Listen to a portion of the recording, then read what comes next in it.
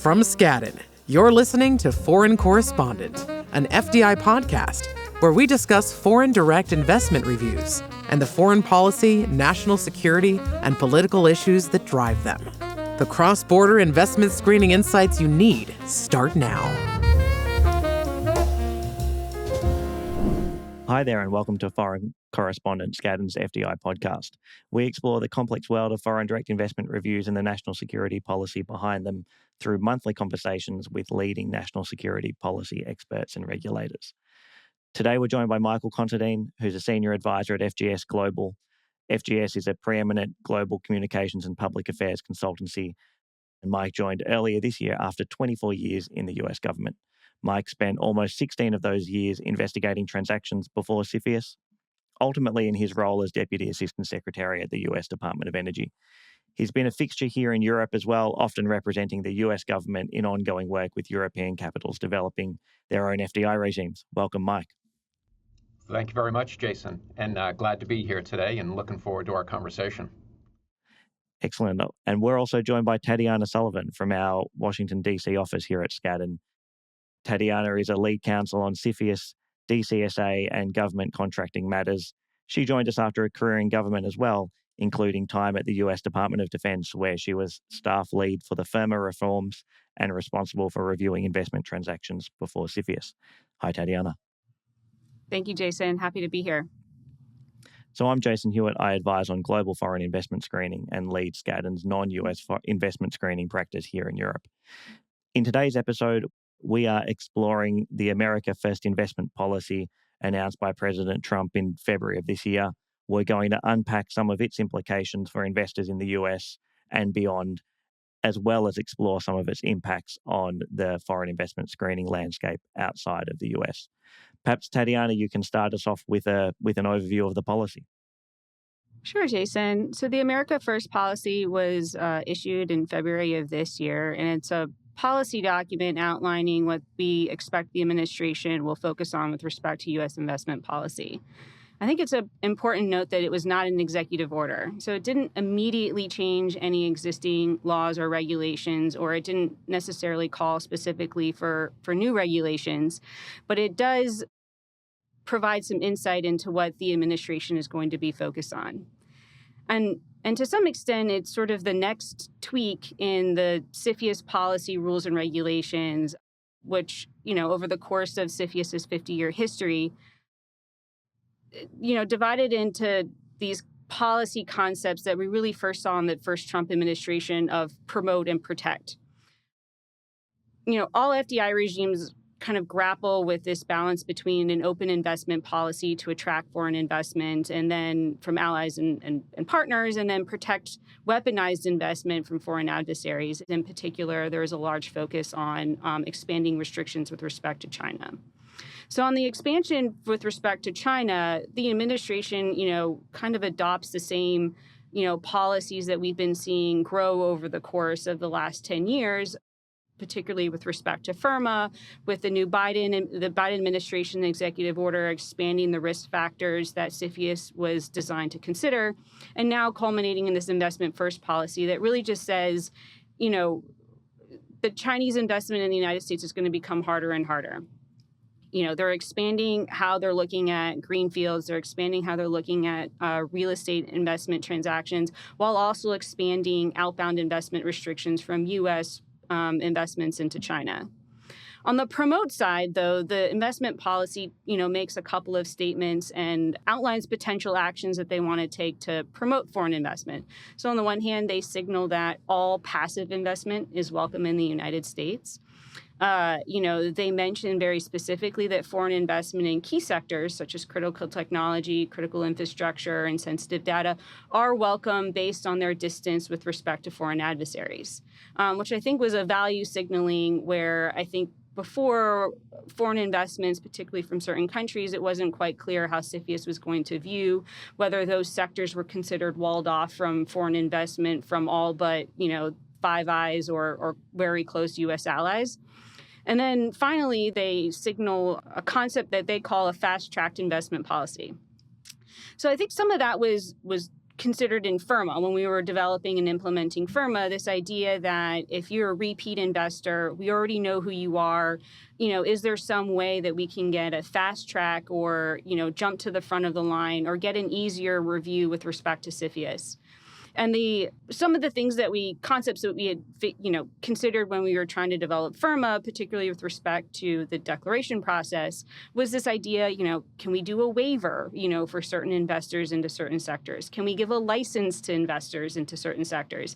And ultimately, the process itself, this case-by-case review that CFIUS has as just cornerstone to its review, made it really hard to adopt some of these exemptions.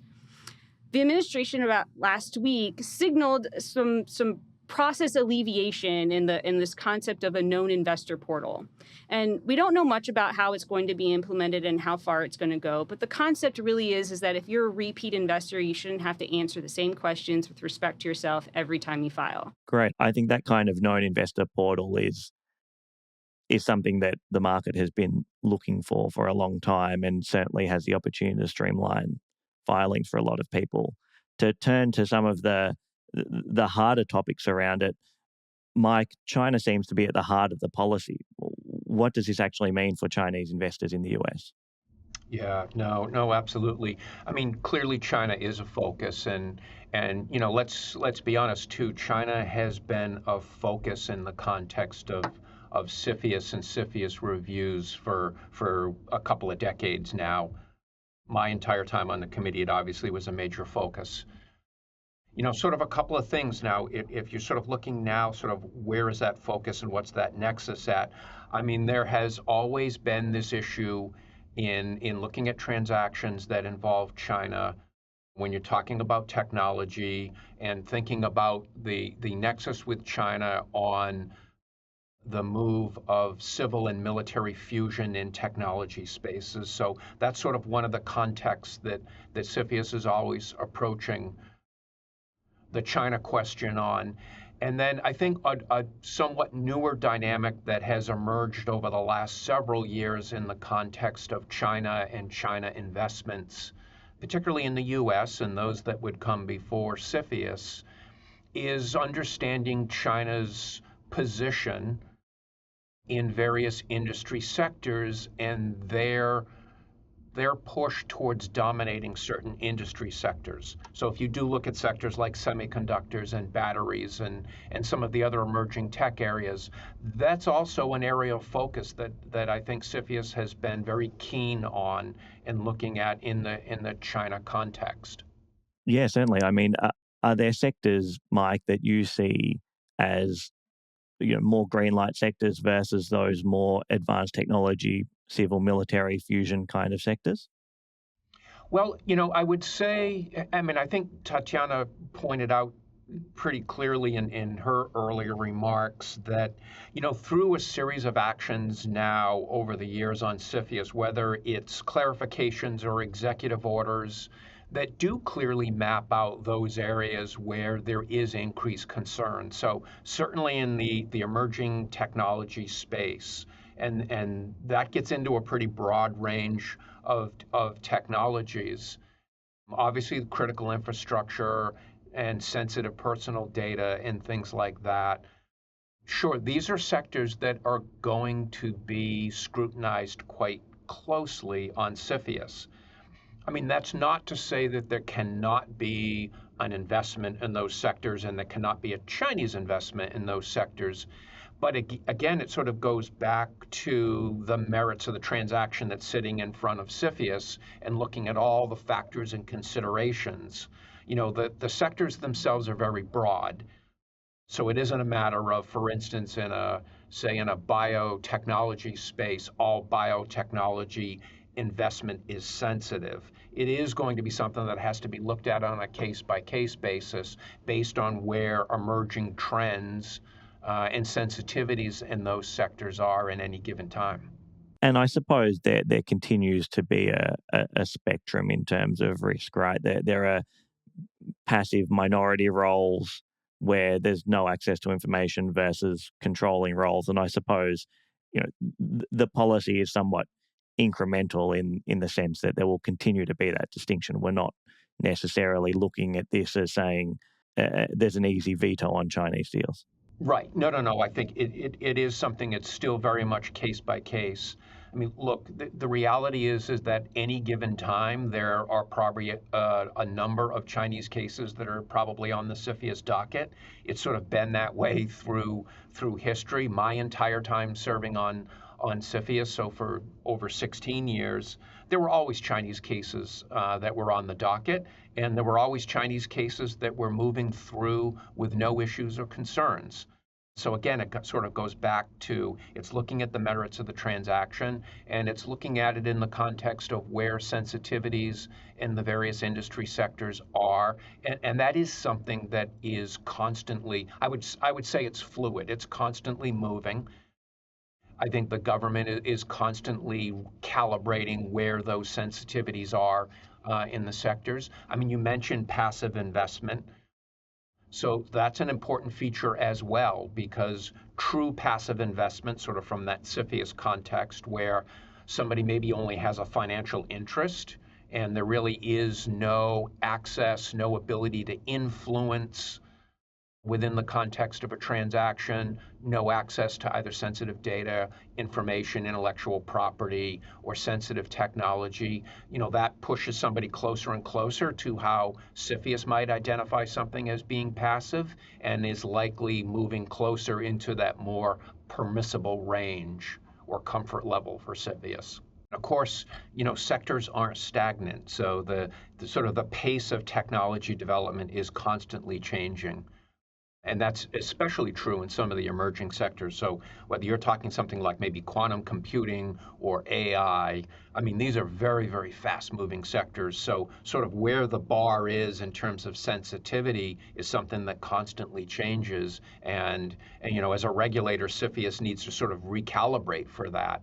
So we know that the US has implemented its outbound investment restrictions. The policy certainly mentions consideration of new or expanded outbound investment restrictions. Tatiana, perhaps you can give us a state of play. The outbound investment regime focused on quantum computing, semiconductors, and AI systems, and they were sort of narrowly defined in the regulations. Again, there's this I think what you see in the history of national security law and policy in the United States is this inching forward of ensuring that you're trying to maintain the balance of not disrupting beneficial financial flows, not disrupting the benefits of potentially getting profits and investments in China, but focusing on the specific areas that are of national security concern. And I think you see that with respect to the outbound investment regime that was adopted by the Biden administration. The America First policy signals that they're going to expand that. You see a lot of those expanded sectors being included in the America First policy as potential targets for expanding the outbound investment regime. And those include biotechnology, hypersonics, aerospace, advanced manufacturing, directed energy, and then other areas that they say are implicated by the military-civil fusion policy. Mike, the outbound investment rules are something that certainly faced a lot of different hurdles and different perspectives. And it's been something that has been really slow to pick up traction outside of the US. We're just starting to see the outbound investment recommendations come out of the European Commission. I mean, do outbound investment restrictions from the US really achieve the US's policy objectives if they're standing alone? Yeah, no, that's a great question.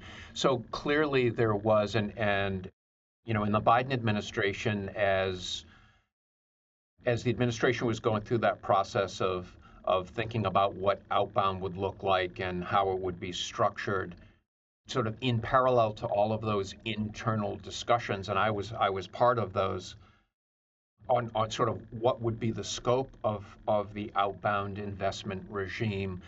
There was an effort also to kind of socialize these ideas with partners and allies, and obviously Europe probably being the biggest piece of that focus in making sure that Europe understood sort of what the scope and parameters were going to be for the U.S. outbound program. And part of that was in encouraging, I think, to some extent, Europe to consider adopting some type of similar regime. And part of that goes back to the same premise of why there has been for many, many years a significant outreach effort from the US to partners and allies, and in particular on Europe, on FDI screening. So sort of for outbound, it's a similar effort, and it sort of goes back to this premise that if the US is doing something, whether it's to control inbound or outbound investment, because we believe that there are adversarial investments in a certain space, we're trying to protect against this sort of creep further into, whether it's civil, military fusion, technology issues in China, things like that. If all we're doing is trying to protect ourselves sort of internal to what's happening inbound and outbound in the US, and we're not sharing that information with partners and allies, the same types of transactions are simply probably going to occur in another part, in other jurisdictions. So I think in the outbound discussion, it's the same thing. And I think that in some respects was reflected when you see some of the areas that were highlighted in the European Commission's white paper on outbound, sort of the parameters that they want the member states to start thinking of in the context of outbound track pretty similarly to where we landed, at least in the current formulation of an outbound regime for the United States. Yeah, it's certainly been interesting to observe over the last few years that that maturing process of European FDI regimes really being influenced by US policy and the work of CFIUS and the likes of yourself here in Europe, sort of spreading the good word of foreign investment regulation. Outside of the outbound investment rules, can you see some of the themes of the America First investment policy starting to influence European regimes, whether that's on fast tracking or expanded sectors?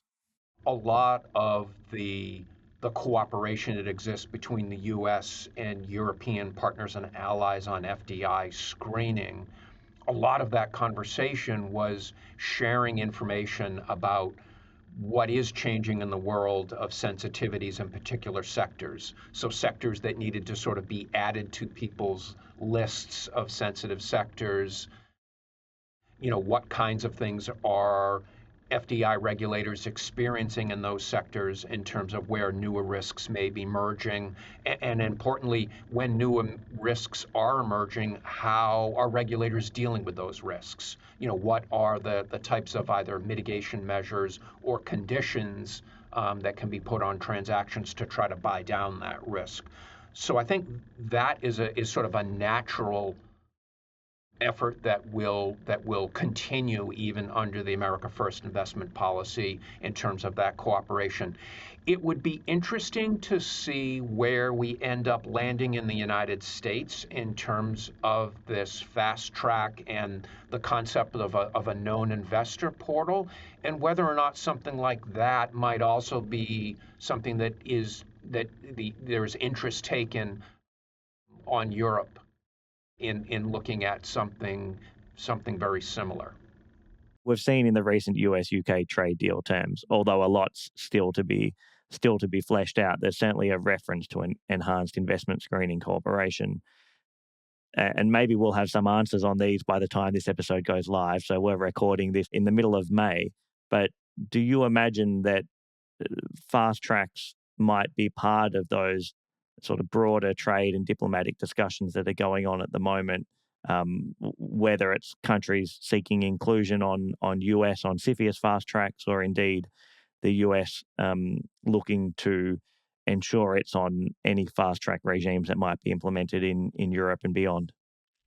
Yeah, I think everybody is going to be watching as this concept of fast track develops within CFIUS.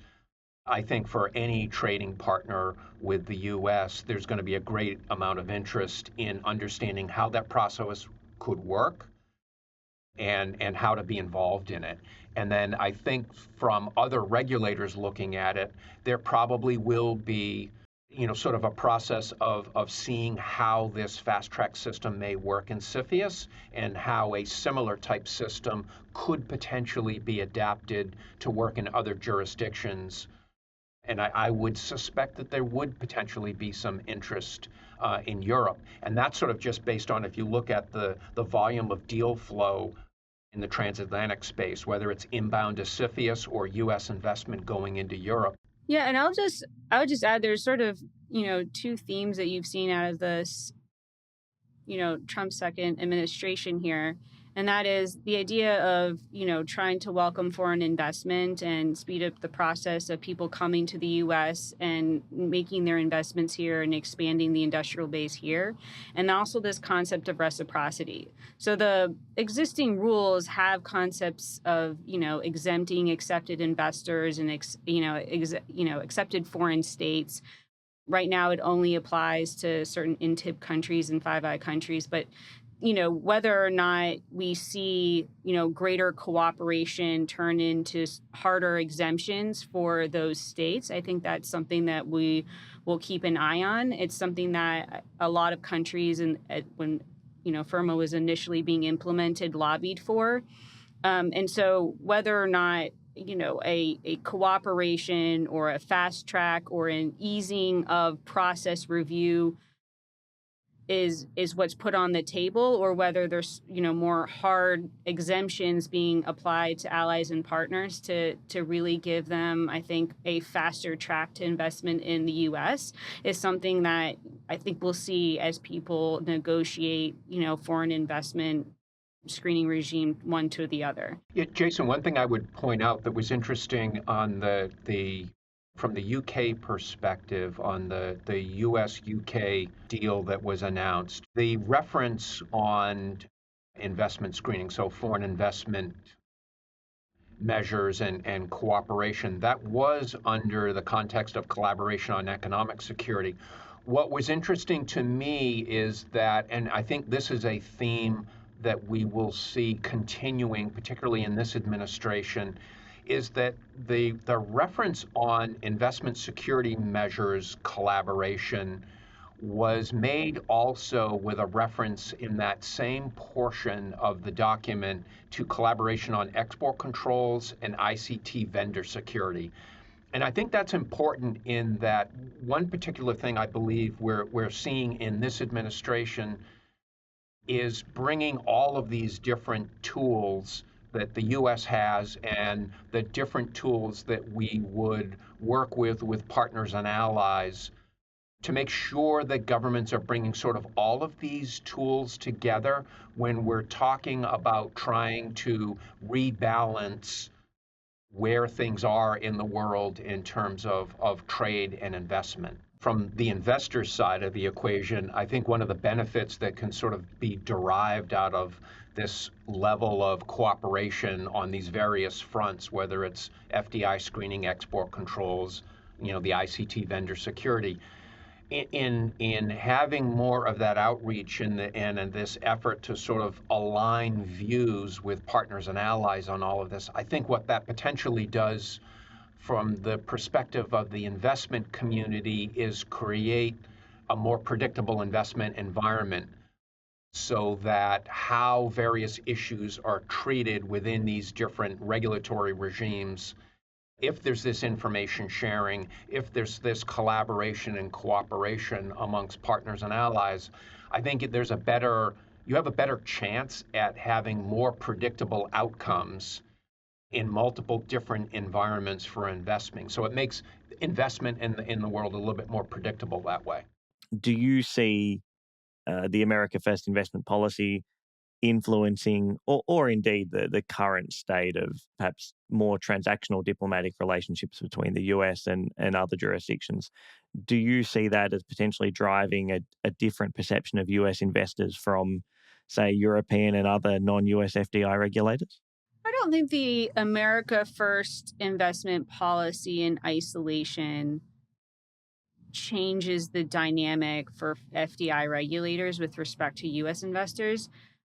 It's really focused on trying to attract beneficial investment into the United States, not really punishing allies and partners, right? It's a sign of welcome to allies and partners who are looking to invest in the United States that, from countries we perceive as allies and partners, while really focused in on, expanding restrictions for adversarial nations.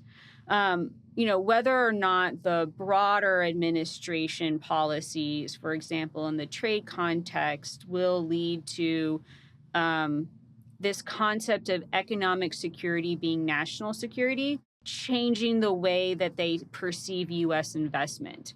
Yeah, I certainly would agree with that. And also point out, I mean, America First investment policy, if you sort of look at the language in the very front end of that document, it speaks very, very much about the idea about attracting partner and ally investment into the United States, and that is a premise that is stated right up front. So, the administration is clearly identifying the value that foreign direct investment plays into the United States and into the economic security, if you will, of the United States. So it is meant to be a policy statement that reinforces that concept of the U.S. being a preeminent destination for foreign direct investment, and a policy that's existed for decades now. So I think it is reinforcing that measure, and in the classic sense of how CFIUS approaches it, where you attract foreign investment, but you are looking at it through the lens of potential national security issues that may arise from time to time in those investments. Tatiana, as you pointed out, there are other tools in the toolkit now that are, enhanced export controls and some of the other things that you mentioned. And that is good in the sense that CFIUS often becomes probably the last regulatory hurdle that people have to go through in the context of something like an M&A transaction in the U.S. And trying to solve all of the potential issues through CFIUS action is usually not the best outcome. That if some of that can be handled by other enhanced existing authorities, it makes things less complicated to potentially have to be dealt with in the context of CFIUS through something like an extremely complex mitigation agreement. And I think that point takes us, Mike, really, really neatly into sort of three observations I have thinking about this conversation we've had. Whilst I offer my observations, I'll give you some thinking time. I'll ask you both to give me your last word on the conversation we've had. But three observations I have, I think, from an investor perspective, the prospect of streamlining the regime, fast tracking for allies is very attractive. A lot of the volume of cross-border deals is obviously with allies and partners, and the idea of a more efficient investment process is both attractive from a process perspective, as well as offering sort of more substantive benefits for volume of investment. It sounds like investors should continue to be very cautious around, or very thoughtful at least, around that topic of civilian military fusion that you talked about. There are necessarily a bunch of advanced technology sectors that have both civilian applications and military applications where parties need to be quite careful, regardless of whether their country of origin is an ally or partner to the US or otherwise, where it can be even more challenging. And finally, just rounding on the point that you both just made, that really we're seeing a more cohesive, sophisticated use of a toolkit of statecraft tools that is just relevant for investors to understand in going about seeking approvals, and in understanding that those are part of a broader reciprocal trade relationship between their countries of origin. So with those three observations, perhaps I'll ask you, Tatiana, first for your last word, and then Mike, you can round us off. Yeah, so I think overall, from an investment policy perspective, you're going to continue to see a focus on this protect, promote idea of we're trying to promote, we're trying to get money into the United States from beneficial investment to expand the U.S. and defense industrial base. I think there's that theme is something you're going to see throughout the administration. They champion new projects and manufacturing plants and other types of expansionary practices that we've been seeing from foreign investment with a clear focus on restricting access to foreign adversaries with a focus on China. I think from a process standpoint, it's clear that they're looking for ways to streamline the process to make it even faster. But I think it's going to be a challenging task for CFIUS to find new ways of streamlining the process without moving away from this case-by-case review. Yeah. So I think, sort of from that top line U.S. investment policy, I think, we're going to see this administration very much focus on this idea about making the United States a premier destination for foreign investment from partners and allies. I think in terms of the process, so the concept of this fast track and a known investor portal, it's an interesting concept that is, I think, really worth watching and seeing how that develops.